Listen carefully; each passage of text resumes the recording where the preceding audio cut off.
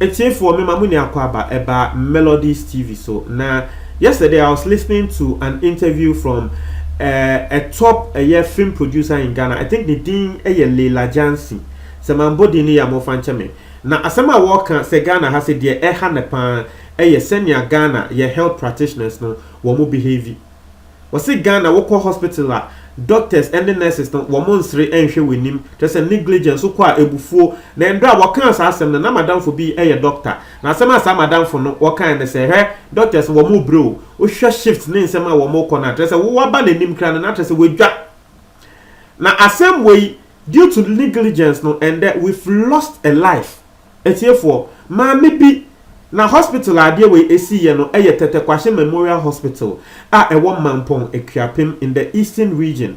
Na dentia mami was sure nkwa the tintin ene ni titi and say a nurses for catch mami we ene ni knu say ambulance ni ho na mami no wakwa sa hospital no yare ni mu be ye den nti na was say ye be transfer no ekọ Koforidua the Eastern Regional Hospital Koforidua na say ye transfer no eto ambulance we de no kọ ho na edu say ye be transfer no nurses for catch mami no ene ni knu say ambulance ni ho ama tre say mami na free me ya na later ye be hwemu ne hu say say asem na sa nurses kra na ekokan ye no ntro na de si ye no em say wo mokọ ya ye ka say yare ni mo ayeden na e wo say ye transfer no na ambulance ni ho no e na mami ni kunu e hye ase say wo su na afi e wo say wo ko hu hene na wo sa akuro ne so no na hene na wo kuro ne so no wo ye apesemaka hene of Ekuapem Mampong traditional area ye friend na na Yirenchi the first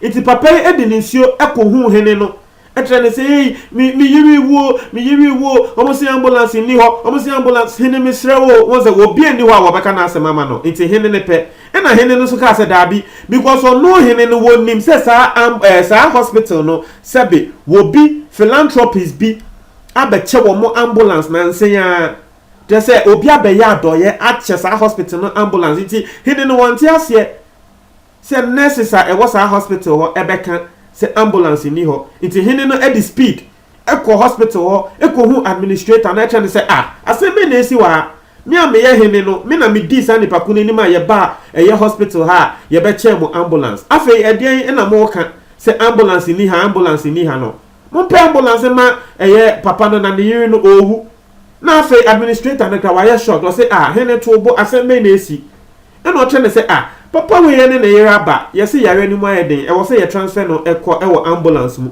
ye say nurses for e wa ha say ambulance no enye adwuma ambulance ni enye adwuma me so me ni say ambulance enye adwuma ti den e na esi e ho en administrator no ko check ye na reason na nurses for e ma papa ne say ambulance no ne light asay en administrator no ko check na administrator no be ka try hene ne say dabi ambulance na enye adwuma it is working like a year juma won no papa ni kire hu say and the ambulance na boy juma into one tia se den tia nurses for no e kwa katre papa no ene na yere say ambulance no enye juma into omo ye omo adwen say wo mo ekọ akope ambulance na che say wo mo de eye papa no ne yere akotum asempa wo mo kope ambulance ne ba na ambulance na eye juma administrator no ko fa ambulance ne ba no it was working fine, there was nothing wrong. Afi papa ne yere we here we free etiefo we free me ya na fe hidden in tia asema se wo se It's time mo waste time mo akatre papa we ambulance ni nyejuma ama time wananti aba ahemfie ho edi nisio aba me nso maba aba nia ma be hye administrator ni officer ye kasa ni asa time na ambulance ni ye ejuma mo edi mami ya bro ama mami ye fi ma nurses for bone ben na mami ya yemo mo ko katre ni ambulance ni nyejuma because that time I wasting ni ano na at least we betumi transfer from the ambulance akọ a regional hospital ho ama ne ho atono aden na motes atrese hini ni buefu ama osemwe wo se won tiase ma wo frɛ aban se aban embra embehwe asemwe mu na anesses for asebe wo mokotwa ntro tre papa no enam so ema ende ma mi newu no nurses for no se ebe chi omo atum kra ye nchi omo ntum na asemwe de wo no hene no wo hwɛ ema asemwe sebe ensi wo ni krum sa like omo kum obi just like that just because of negligence. So one could check the availability of the ambulance. Just go and check. And I want to check it. With the one person of check it, one person of the don't say anything. Na or no papa nanka sanko who ebia administrator no na administrator no copy ambulance mano. Why do you need to go? And why did you tell papa na ne yere say ambulance enye juma ama ende wa film ama meanwhile the ambulance was available aden ena Ghana yeye bibisa and nurses for aden eni yeye sa. The complaints on nurses and health practitioners in this country is becoming unbecoming. Yeah, aden bone se wo bi ba se wo baji ya inta na me say bibi kakra ya me na me person me call hospital me pay government hospital no private hospital and ameko because our private hospital no enye aban na afa sa nurse and a doctor no inti wonu nim se wo bi na ama na employment inti say one sre antrel and na woni wan ka say yie na wo ko report me nipa ko a wan man employment na ye be pame no enti say aban nurses wan na be kwa ko pame no o ko report am ho say ye nko pame no ye mpame no enti onu nim say wo ya aban nurse dia obetumi aye de ope ye nye na hwe party ase and the thing is private ones no yes wo mo just ka kese but wo ukọ wa wo nya nice treatment doctor sre ehwe wonim o trel o ji wo number ka efro ba public o wo ho time so wo meji wo number kran fro masa ye ne wo be kasa by heart ma wa yare no kran no he yare no betiti efi weni so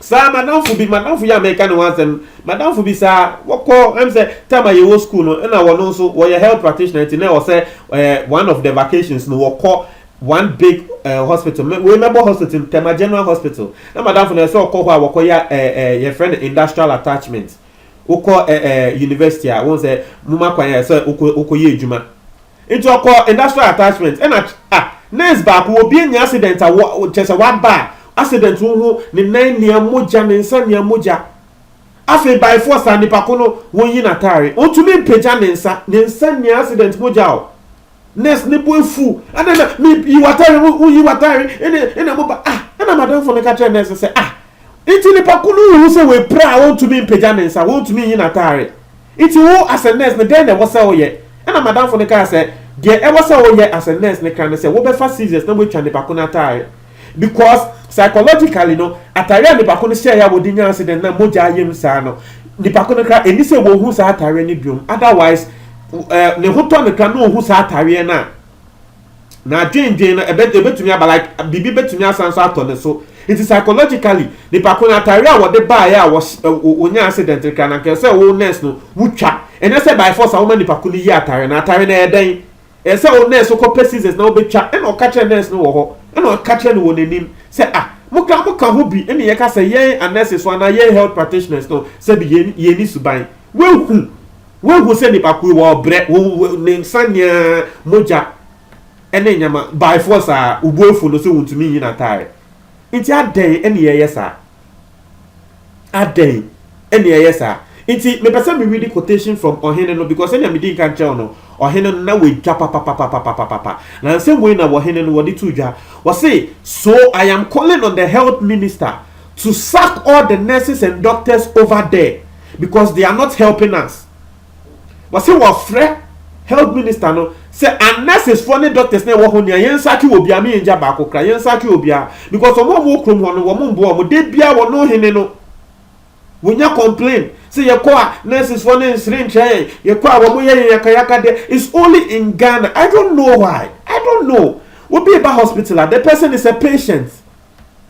You don't treat patient like you see the person as a customer. It's only in Ghana. And you treating customers very bad. But nanku will be a customer pan. Usre eshen ni usre. Oh, eradi yesu Ghana pan there. Hey, so it at the back of train you have a you Ghana my account for say oh I deal with it at day. And at day. Oh, Dabi. Na metia and some swap a year hidden body to jar. Was say some of them. I say the administrator should say, not as administrator, they was say administrator then later walk off ambulance ne buy ya. Na woman him say mami newu. I walk off ambulance ne buy ya or hidden who say ambulance ne can say ye juma. and our mobile who say mamine wuno. It was said the administrator should stay, the medical superintendent should stay. We don't have proper doctors and nurses at Tetekwashi. They don't have passion for the job. Was it nurses any a doctor for a war no? Just said, Tima yedi ye juma no to me who said that we need sa timano. Inti wonu hene no was it or fre on Aban, the health minister. So one year do it. So 1 year. Well, no, he never organizing the youth because youth now somewhere else, you know, among the youth of Ekiapem Mamponkran or Mubuefu. Na she, Mbebunu na Wamubuefu, na Wamo Hene, a Wamujinidi, Essanso Aquacato Musa Yanko Yanko Seho, Mubu the ABC. Into a say health minister Nanya, or no, he never organizing the youth, no more demonstrating against the ministry. Because someone share. Emma Chese, Ednam negligence so ama will be a woman shama said, woman lose life, the one life they've actually lost is enough. Are they a different case if Nanka ambulance be anywhere? And no, they are not Quebec, no, they are Suboni, the president of the land.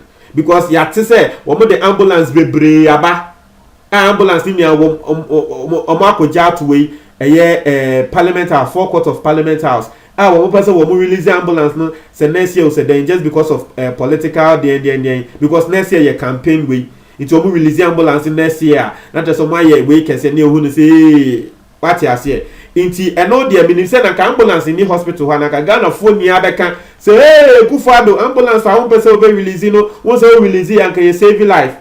But in this case ambulance was available and nurses for nankasa.